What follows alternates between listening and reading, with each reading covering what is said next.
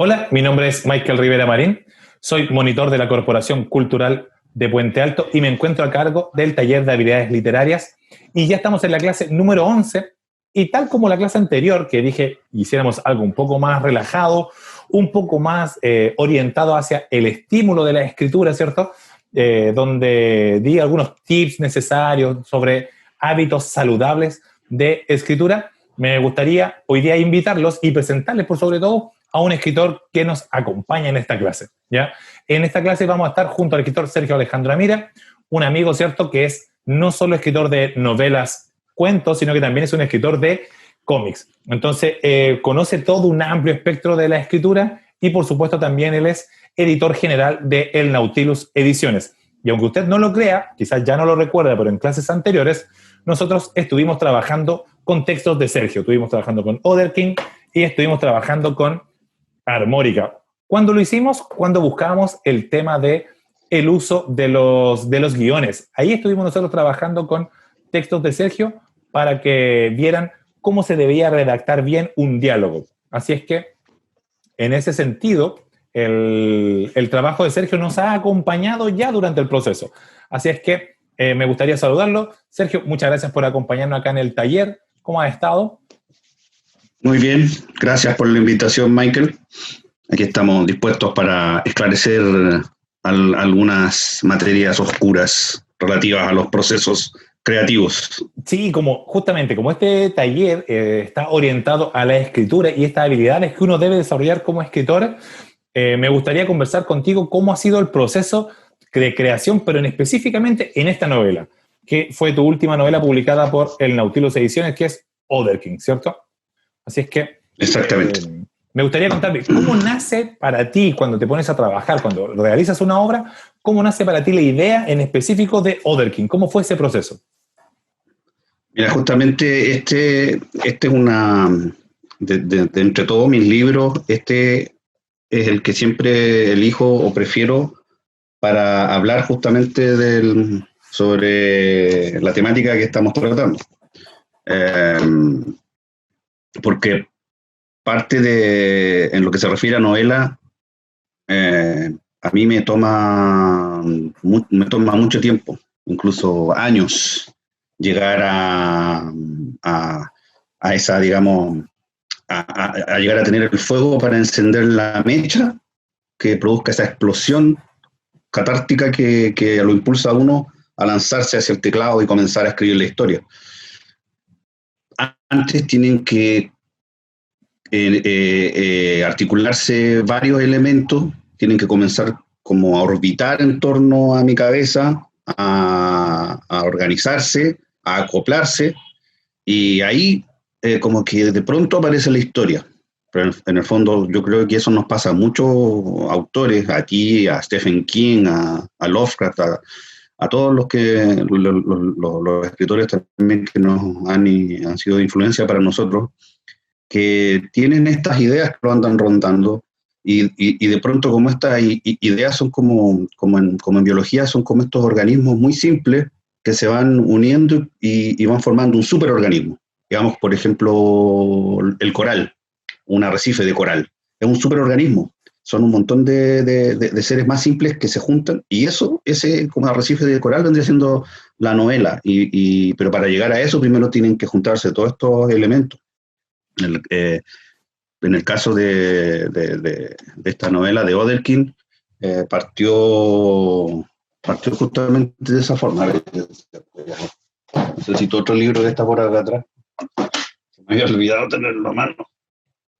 Sí, no, dale, porque además que uno cuando escribe siempre tiene una influencia de otras obras que a uno lo van acompañando en este proceso creativo. Claro, mira, a veces como nosotros hemos hablado anteriormente sobre nuestro próximo título que vamos a publicar, la colección de cuentos de ambos, Riff de Mío. Ahí hablamos de cómo al final contamos de ciertas cosas sobre los cuentos, dónde fueron publicados anteriormente, qué fue lo que les dio origen, qué idea, en qué lugar estábamos, en qué estado de ánimo. Eso puede ser súper interesante, sobre todo para los que teníamos el germen de ser escritores, que siempre fuimos como unos lectores más interactivos. Para mí siempre el escritor es como el siguiente paso del lector. Yo creo que hay un punto en que uno como lector ha leído tanto que sientes que de cierta forma tienes que retribuir o tienes que sacar de alguna forma todo eso que has leído. Entonces, a veces pienso que eso es bueno para quienes estamos en ese camino. Tal vez no sea tan bueno porque pienso también por otro lado que es como como que el mago cuenta el truco. Claro, develar finalmente un secreto. Claro, ¿cómo hice este truco de magia? Lo hice de esta forma. O entonces, estos son mis referentes, o estas son mis ideas, estas son las cosas de donde venía. Y de repente me acuerdo de un amigo mío que adoraba Duna de Frank Herbert, y después me dijo, no me gusta tanto Duna porque ahora me descubrí que los Fremen en realidad estaban basados en las culturas y en los pueblos nómades del Medio Oriente y bla, bla, bla. Y yo le decía, oye, pero si eso no debilita la obra ni al contrario. Te demuestra todo lo que investigó y todo lo que sabía y todo lo que puso en esa saga Frank Herbert.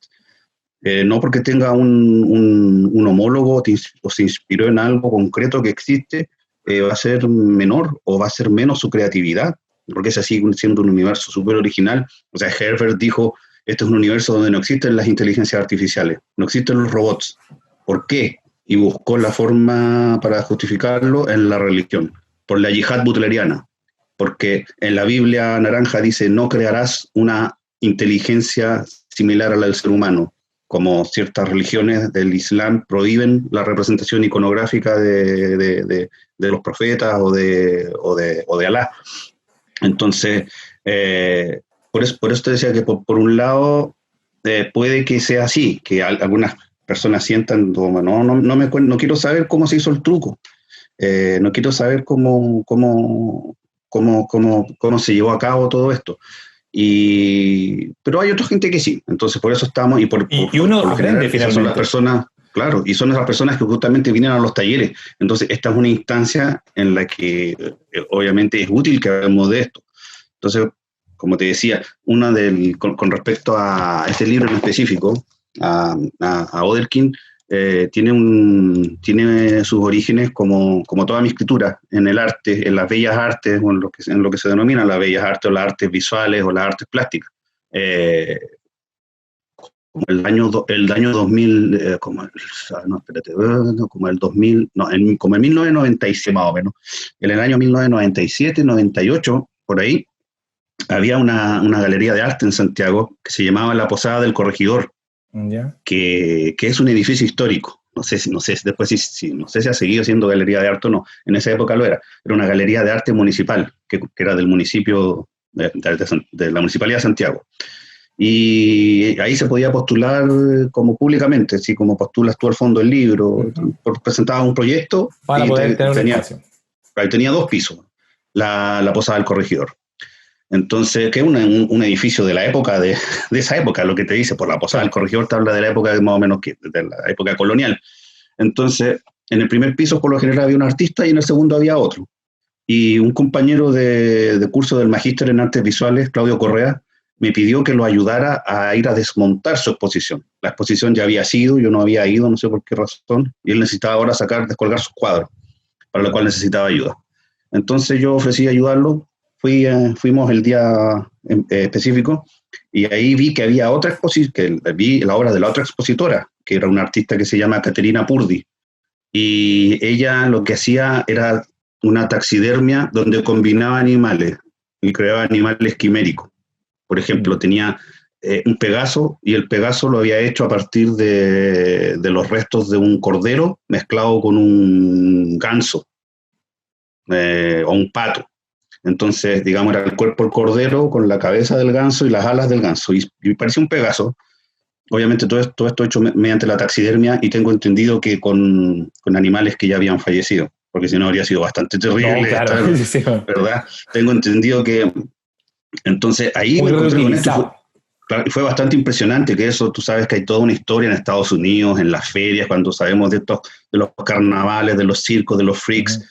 Habían tipos que, no sé, la famosa sirena de Fiji, que era un cadáver de un mono que le pusieron la parte de abajo, no sé si era de un pez o de un delfín o algo, y decían, esta era una sirena. Y era una de estas especies de taxidermia, u otro animal famoso en Estados Unidos, que es una liebre que tiene cornamenta. Sí, ornamenta, sí. De hecho, sale hasta en un capítulo de los Archivos Secretos X, ¿Viste? sale Claro, una entonces alusión a este ser. Y ahí Mulder explica que finalmente nunca fue real y claro, está esa fantasía. Y esto es algo que se ha hecho, se ha hecho yo no tenía idea, pero ahí me enteré porque... ¿Y cómo conecta eso, estos animales? Sí, pues, ¿Cómo ahí vamos. conectan? Yo me di cuenta que ahí supe que esto no era tan original como suele ser en el arte. Siempre el arte es un re-relatar otras cosas. Entonces supe de un artista alemán que se llama Thomas Grunfeld, que tiene una serie que se llama Misfits, y este artista ya desde hacía harto tiempo llevaba realizando este tipo de combinaciones de animales mediante la taxidermia. Entonces, por ejemplo, tenía un cervatillo con alas de murciélago, o un ñandú con cabeza de vaca, o incluso una avestruz con cuello de jirafa. Animales quiméricos que son sorprendentes porque uno podría pensar que existieron en vida y que eran así, y por otro lado, también bien chocante porque plantea el asunto sobre la ética. O sea, es ético trabajar con esto. Entonces, por ejemplo, si tú dices, son todos materiales o son todos materiales que vienen de la naturaleza. Y sobre todo si son animales porque como te digo, que supuestamente, yo lo dudo, dudo que se hayan encontrado, en este caso de Thomas Grunfeld, que haya encontrado los animales, tal vez sí, no sé, como te digo, es parte de toda eso es lo que, bueno, el arte el arte, digamos, más en toda índole. El arte es nuestra forma, la forma que tenemos los seres humanos de explorar nuestras propias limitaciones éticas, morales, estéticas, y tú lo sabes tanto en literatura como, por ejemplo, Nabokov con Lolita, o Dostoyevsky con Crimen y Castigo, o artistas como o Andy Warhol o cualquier otro, que presentan problemáticas que uno no tiene una respuesta, ¿no? En el fondo, se queda como te dejan ahí en esa incertidumbre.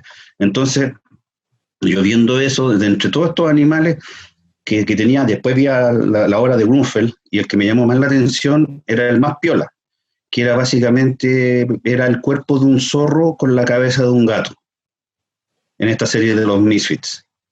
Entonces, me quedo dando vuelta a esa imagen, porque te digo, era apenas perceptible, era el más sutil, porque ponerle una cabeza de jirafa al cuerpo de un avestruz es una cosa bastante grotesca y que te choca de inmediato.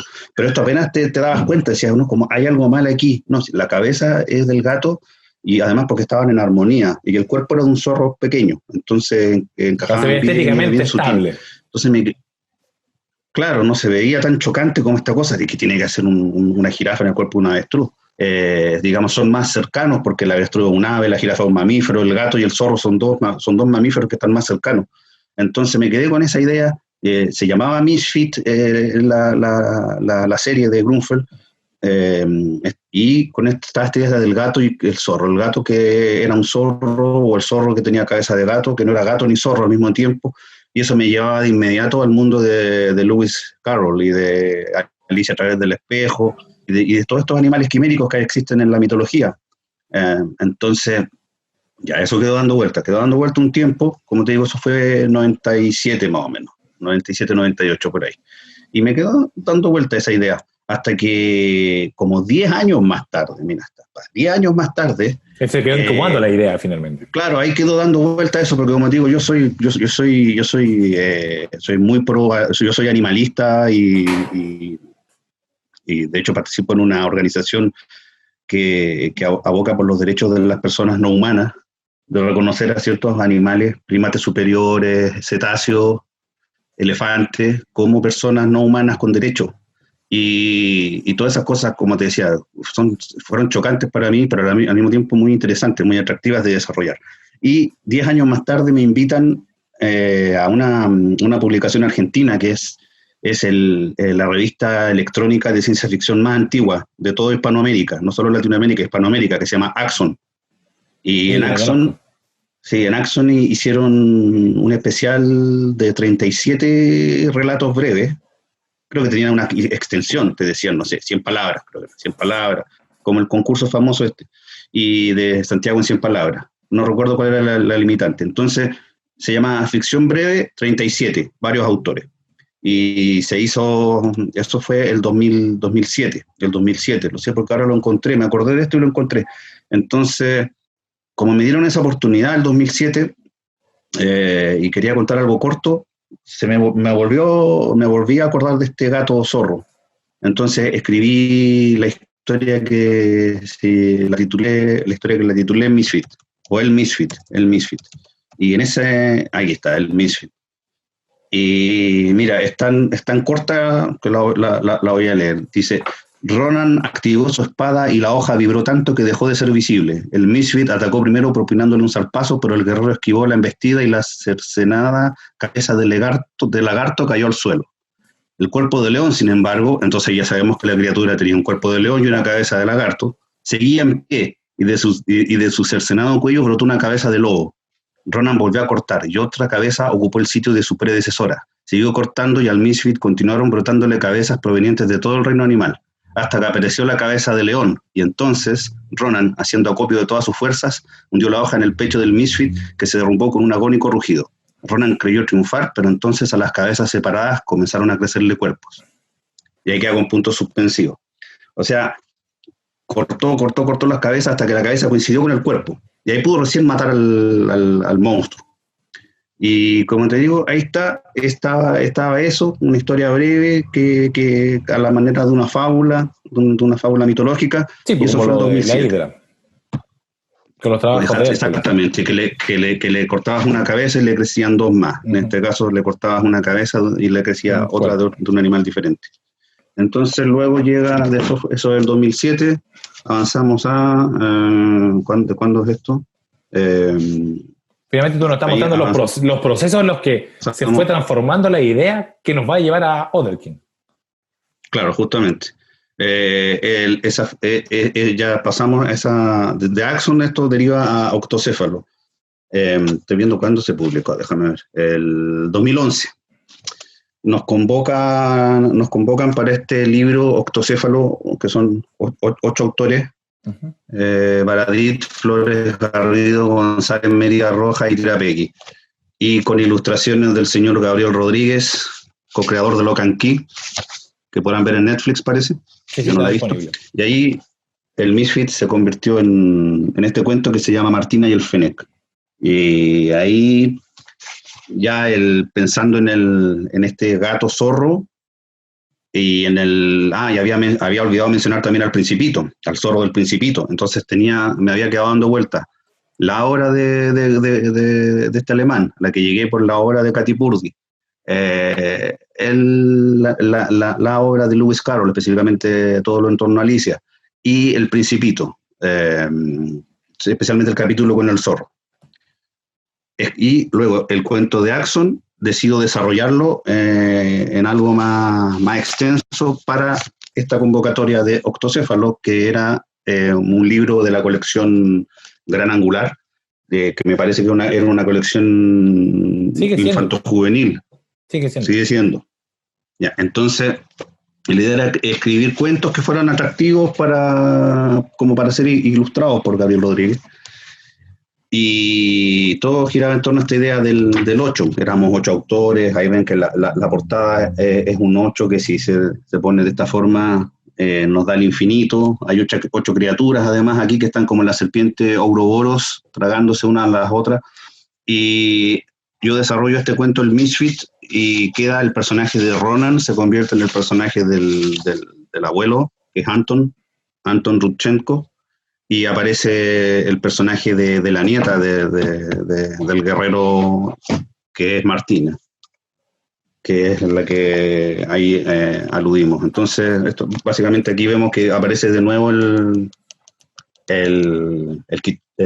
Fennec, que aquí se pasa a llamar Kitsune, que Kitsune es el zorro japonés. Entonces todo esto fui como te decía al principio, fueron encajando las piezas. Fui haciendo una especie como eso se le llama sincretismo. Entonces, primero era un Misfit, después era un Fennec y terminó siendo un Kitsune. Y como ves, acá se acentúa más. O sea que aquí es básicamente el fennec o feneco zorro del desierto. Y aquí yo dejé en claro que no era un fennec, sino que era, y aquí Pablo Santander, que hizo la ilustración de portada, deja bien claro que es una criatura que es una mezcla, una híbrida entre un gato y un zorro. Comparte la naturaleza de ambos. Entonces, luego de extender ese cuento breve de Axon a ese microcuento, a un cuento propiamente tal, que se publicó en Octocéfalo el 2011, llegamos a Odelkin, que se publicó nosotros. 2018. 2018, sí, parece que sí. Sí, 2018. Pero que fue beneficiado con la convocatoria del 2014. Así que una beca de creación, o sea, claro, tú ganaste un fondo, ¿cierto? Claro, para que tú pudieras trabajar y crear esta obra.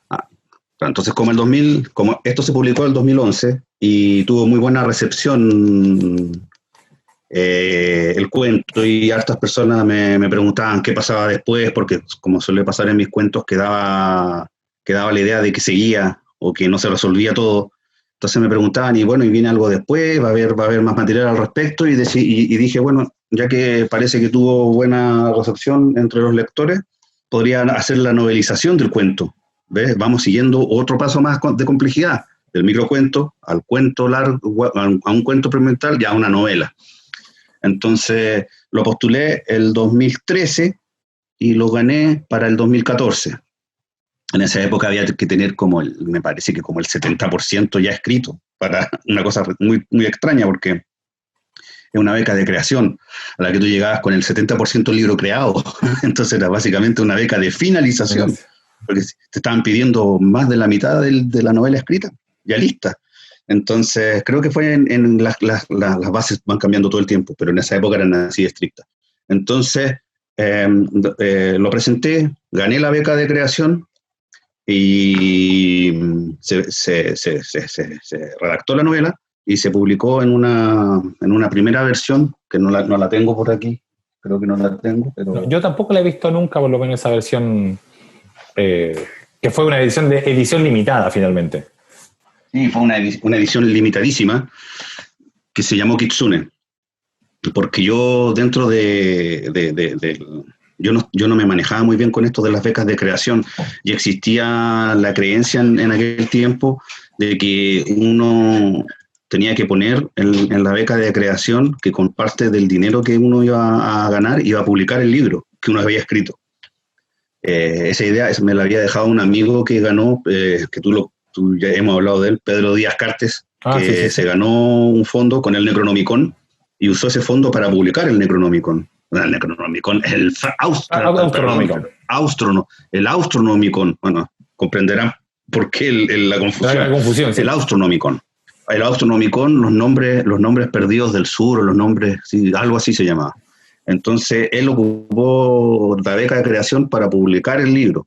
Pero en realidad la beca de creación no es para eso estaba el premio, la beca de edición. ¿Qué se te obliga a publicar? En esa época uno recién...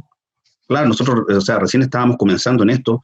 Odelkin fue el segundo fondo de creación que yo me gané, y para mí los fondos de edición, ¿no? O sea, para mí era ya algo complicado. O sea, ¿cómo lo hago? Voy a tener que hablar con una editorial, la editorial lo tiene que postular por mí, lo tengo que postular. Era una vuelta, yo prefería seguir creación, fue fácil, claro, porque lo de creación es como lo más simple que hay. Tú presentas el proyecto, les gusta, te pasan el dinero, tú tienes la tranquilidad para escribirlo. Entonces... ahí me perdí. Dentro de las cosas que yo puse que iba a sacar un tiraje limitado, pero sí me puse el parchete de la herida, uno limitado, no iba a gastarme como Pedro Díaz Cartes todo el dinero en sacar un tiraje, porque además lo hizo con una de esas editoriales independientes que te cobran un palo, un par de millones, de $1 millón para arriba.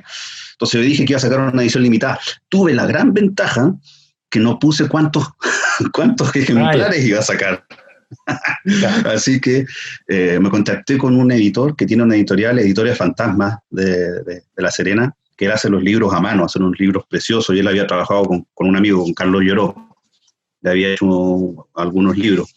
Entonces le pedí que hiciera estos libros que son cosidos a mano, porque él trabaja al estilo medieval. y hicimos, mira, no me acuerdo muy bien, pero eran menos de 10 copias, no sé, eran creo que 10 copias o 14 copias, pero andaba por ahí, numeradas, así, Claro, porque cada ejemplar claro, tenía y estaban su... muy bonitas, numeradas, con una caligrafía preciosa que hace él, dorada, este es el ejemplar, un timbre, esto es el ejemplar número 1, 2, 3, así. Y eso lo llevé al fondo y dije, acá está el libro, cumplido. Y a ellos no les importaba si era una edición limitada o no, o si era una edición limitada No, de 10 porque se ejemplares. había creado, que finalmente era lo que a ti te Claro, importaba. y yo lo propuse además que era un libro objeto. Supongo que se ha hablado en el taller o después se podrá hablar No, del libro todavía no, objeto. pero yo creo que es un buen tema para comentarlo para otra clase. Ya, pero yo lo presenté como un libro objeto y como libro objeto, por lo tanto, de una edición ultra limitada. Y además, los ejemplares me di el lujo de venderlos carísimo, porque porque era un libro objeto de una edición limitada de 10 ejemplares. Yo me quedé con uno, quedaban 9 más, y es de las veces que he ganado más plata en mi vida con un libro. No voy a Oye, decir es un cuánto tema vendí también cada libro, importante pero que yo creo que para otro día tendremos que hablar también con el tema de los sí, derechos de autor y todo eso, así que no te claro, preocupes. claro, y que no Ese es da para feo, otra y no es clase. feo que el autor, claro, Sí, no es feo que el autor gane plata, porque en muy pocas ocasiones tenemos la oportunidad de ganar dinero con algo que ahora estamos viendo, y estoy contando que desde que estuvo en mi cabeza desde el 97 hasta que se concretó, no sé cuántos años, hasta la piensa que son matemática no me 11 años, acompaña, pues del pero 97 al 2008 o 2007 hasta, y claro, a 2007, y 2018 de van ahí casi 20 años. claro, casi 20 años me tomó, y es algo que te acompaña durante todo el tiempo. Un profesor, un maestro que yo tuve, uno de mis grandes maestros que tuve en mi formación como pintor fue García de la Sierra, Eduardo García de la Sierra. Y Eduardo García de la Sierra, que era economista, fue presidente de banco, todo, vivió mucho tiempo en Francia y después decidió dedicarse a la pintura. Él me contaba cuando estaba, como me decía, con estas viejas de alta alcurnia, estas señoras de alta sociedad sofisticadas, y siempre alguien cometía la desubicada de decirle, oiga, ¿y me podría hacer un dibujo? Así como, como que poco menos te pasan una servilleta, papel cualquiera, y me puede hacer un dibujo. Entonces, y él decía, no, disculpe, es que no, en estos momentos no puedo. Pero ¿qué le cuesta? Y entonces él me decía, lo que esta señora no sabe es que sí, es verdad que yo le podía hacer un dibujo en 2 minutos, pero a mí me ha costado 20 años poder llegar a tener la habilidad de hacer ese dibujo en 2 minutos. Entonces, es un insulto como, claro, cuando a los médicos en las reuniones sociales les piden diagnóstico, o a los Claro, humoristas el les piden que psicólogo, cuenten un chiste, o no sé si tú has visto a veces entrevistas a cantantes, que lo que peor que puede hacer el entrevistador o el periodista es decirle, ¿y me puede cantar un pedacito?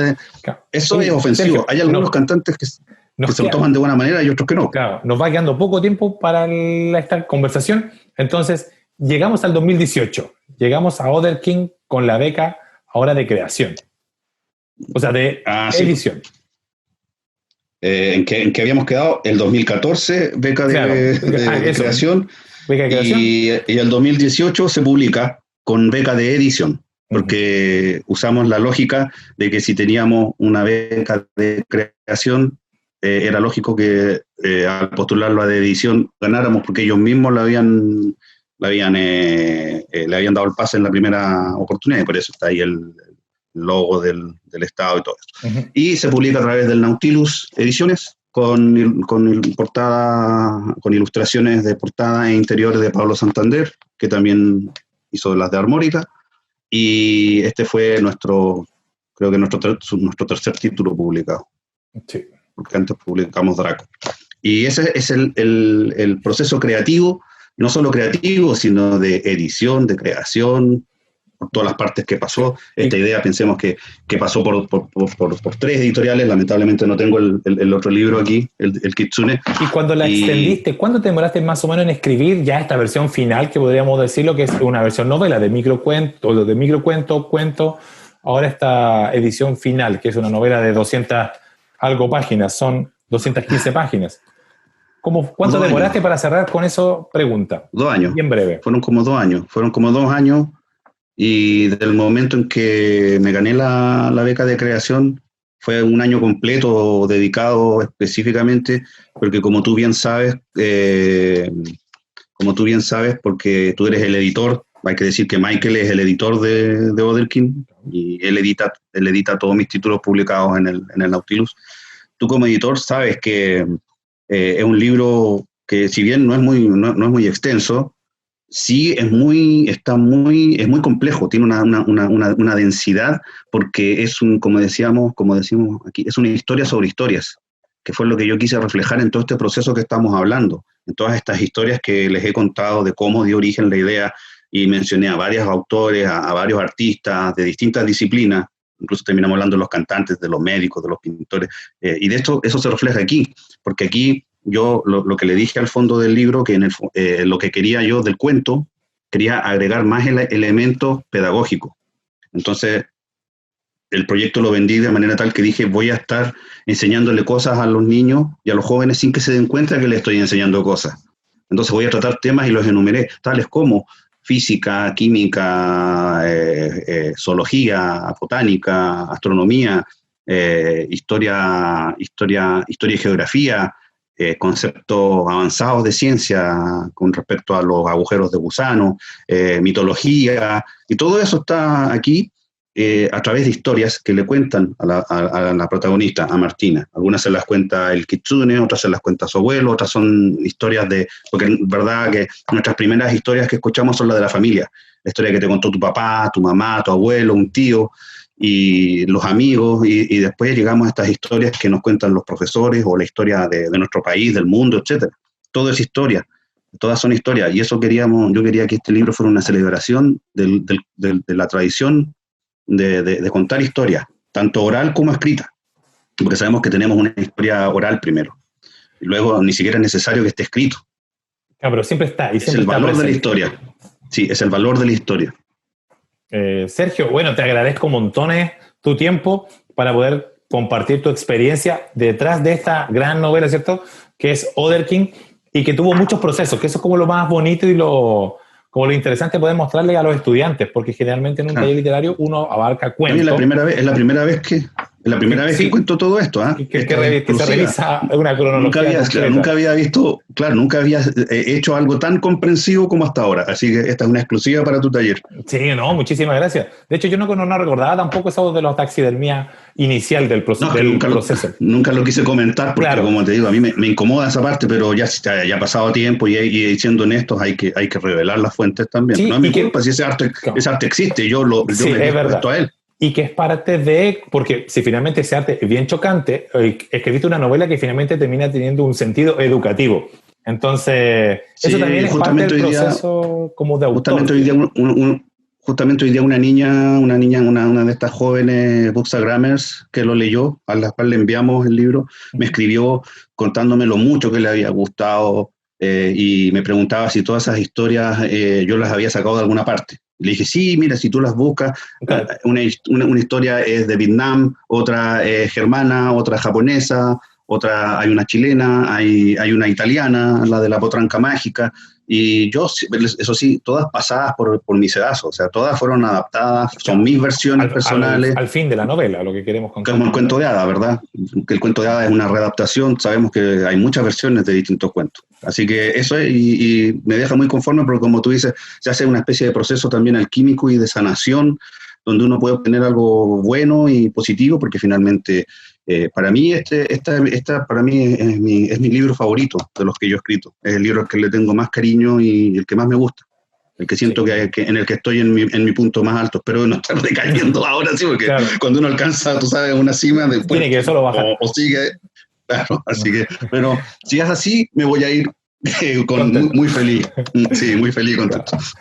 Oye, Sergio, reitero el agradecimiento por tu tiempo, por tu historia, ¿cierto? Por darnos esa oportunidad de poder presentar de una manera virtual, ¿cierto? A los estudiantes del taller debido a la condición en la que nos encontramos como país. Queríamos tenerte en el taller ahí en vivo para que los chicos te consultaran, pero no fue posible. Pero a pesar de eso, gracias a la tecnología, nosotros podemos compartir de igual manera.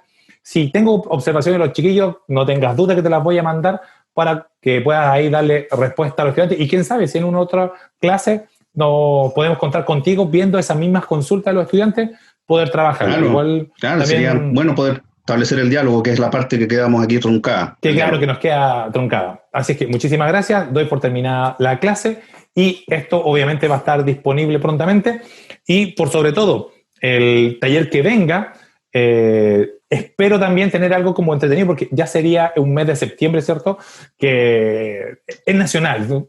Como sea la situación, es un mes nacional, así es que quiero rescatar un poco el trabajo con autores, voy a tratar de buscar la opción con una escritora, así es que ahí les voy a tener la sorpresa, se la voy a ir adelantando. Así es que muchas gracias por su atención y nos vemos en una próxima clase. Muchísimas gracias. Adiós.